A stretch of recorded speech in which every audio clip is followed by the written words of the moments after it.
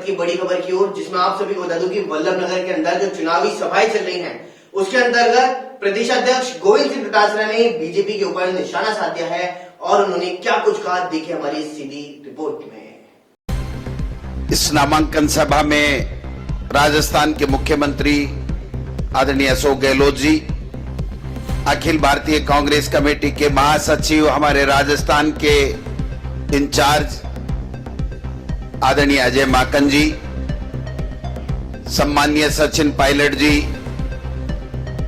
हाल ही में कल ही गुजरात के प्रभारी बनाए हमारे राजस्थान के स्वास्थ्य मंत्री मेरे बड़े भाई डॉक्टर रघु शर्मा जी, आप यहां पर इंचार्ज मंत्री आदरणीय प्रताप सिंह खाचरियावास जी, आदरणीय गिरिजा व्यास जी पूर्व प्रदेशाध्यक्ष, प्रमोद जैन भाया जी, हमारे आंजना साहब, झाला साहब, तमाम सम्मानित मंच और दूर दूर से पधारे हुए आदरणीय बुजुर्गों, युवा साथियों, माताओं, बहनों और मीडिया के साथियों, जैसा सबको पता है कि दुर्घटना घटी, हमारे बीच से हमारा लाडली जनप्रतिनिधि आदरणीय गजेंद्र सिंह जी चले गए, हमें आज उपचुनाव का सामना करना पड़ रहा है।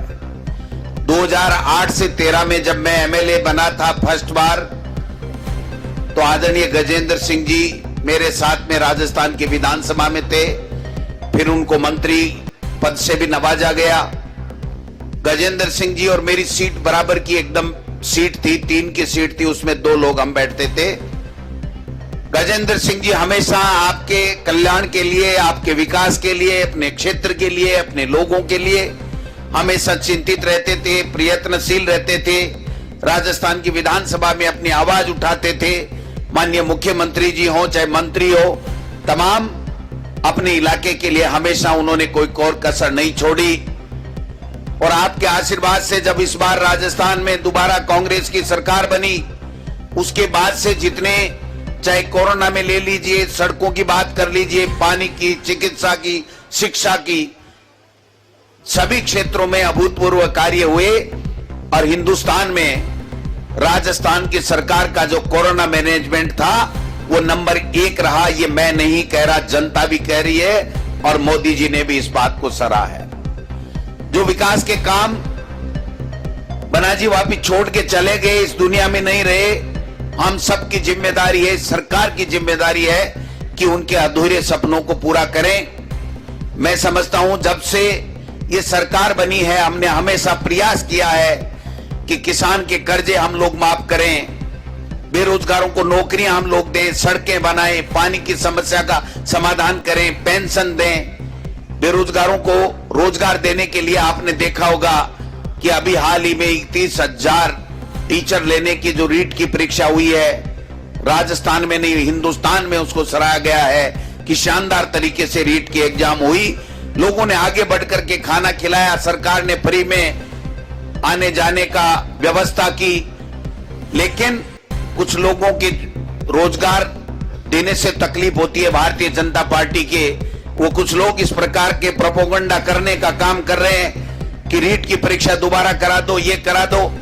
हमारी सरकार ने, माननीय मुख्यमंत्री जी ने एक ही बात कही कि आप प्रमाण दीजिए, हम एसओजी से जांच करवा रहे हैं, अगर एक भी दोषी व्यक्ति होगा तो पकड़ा जाएगा, उसको सजा मिलेगी।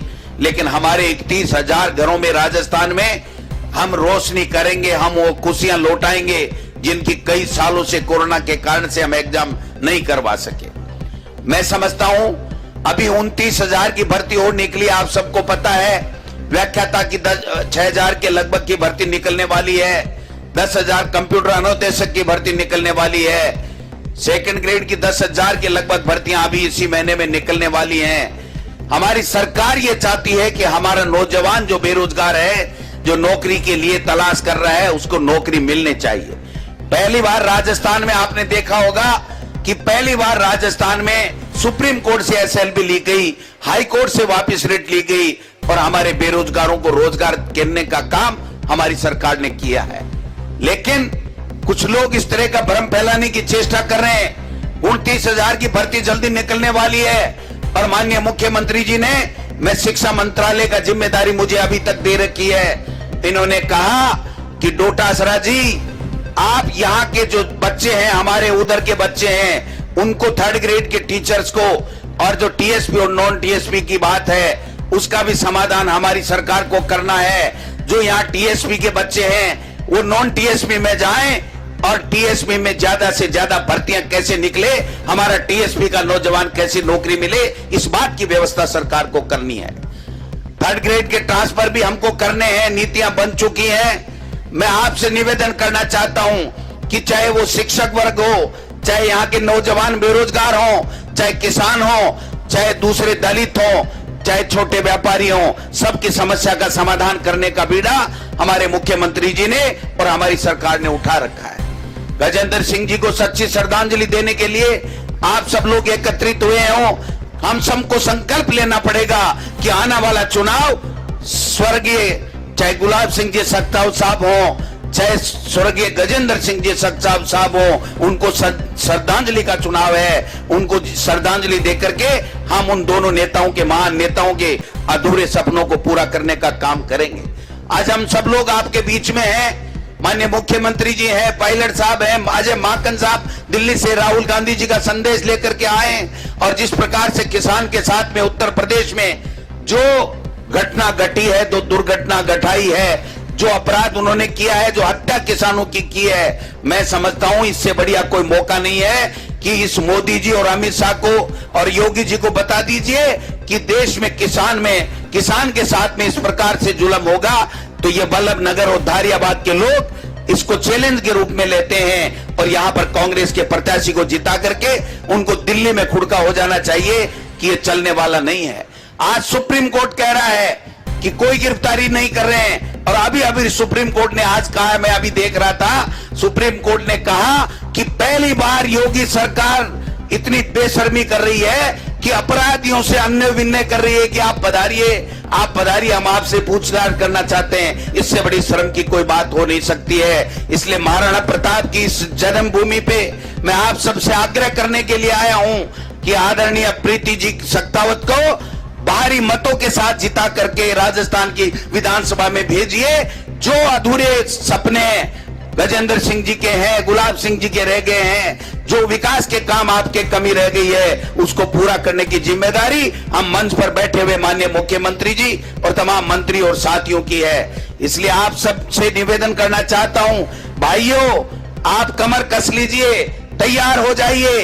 ये उपचुनाव से सरकार पे कोई फर्क पड़ने वाला नहीं है, न बीजेपी की बनने वाली है, न कांग्रेस की गिरने वाली है। फर्क अगर पड़ेगा तो इस बात का पड़ेगा कि गुलाब सिंह जी सख्तावत और गजेंद्र सिंह जी को चाहने वाले कितने लोग हैं जो सच्ची श्रद्धांजलि देने के लिए उनके नुमाइंदे को प्रीति सख्तावत को राजस्थान की विधानसभा में भेजना चाहते हैं। सरकार को मजबूती मिलेगी। जब सरकार को मजबूती मिलेगी तो आपके सारे काम होंगे, चाहे वो किसी भी विधानसभा क्षेत्र का कोई भी काम होगा। और मैं आपको दावे के साथ कह सकता हूं, ये जितने मंत्री संतरी मुख्यमंत्री जी बैठे हैं, वल्लभ नगर में एक भी काम की कमी नहीं रहने देंगे, विकास की गंगा बहेगी। इन्हीं शब्दों के साथ में आप भारी संख्या में आए, कमर कस लीजिए, मुंह तोड़ जवाब दीजिए इस भारतीय जनता पार्टी को। इनकी जो नेक नीति ठीक नहीं है, इनकी किसानों के प्रति जो दोगली नीति है, और जिस प्रकार संवैधानिक संस्थाओं को ये लोग खत्म कर रहे हैं, उनको अगर बचाने का काम करना है तो कांग्रेस पार्टी को हाथ के निशान के ऊपर वोट दे करके प्रीति सख्तावत तो भारी मतों से जिता करके, और 2 तारीख को जब रिजल्ट आए तो ढोल नगाड़ों के साथ में पूरे मेवाड़ का मान सम्मान और गौरव बढ़े। इन्हीं शब्दों के साथ आपने बुलाया। धन्यवाद। जय हिंद, जय भारत। देश और दुनिया की तमाम बड़ी खबरों के लिए फिलहाल इतना ही। बने रहिए न्यूज़ 18 के साथ। नमस्कार।